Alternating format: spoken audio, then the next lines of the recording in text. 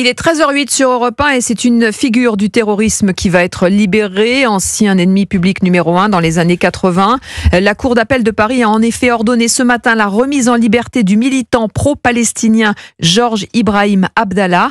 William Olinier, il est considéré comme l'un des plus anciens détenus de France. Oui, cela fait plus de 40 ans qu'il a été arrêté et incarcéré, condamné en 1987 par la Cour d'assises spéciale pour complicité d'assassinat de diplomates américains et israéliens. Il est alors à la tête de la fraction armée révolutionnaire libanaise, la FARL, dont il est le créateur.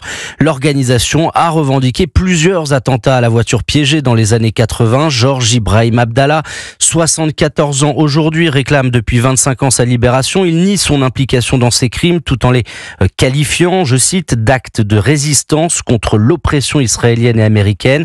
Il est encore aujourd'hui un symbole de la lutte pro-palestinienne, soutenue notamment par la France insoumise. Le député Éric Coquerel s'est même réjoui ce matin de l'annonce de sa libération qu'il qualifie, je cite, de plus ancien prisonnier politique du monde.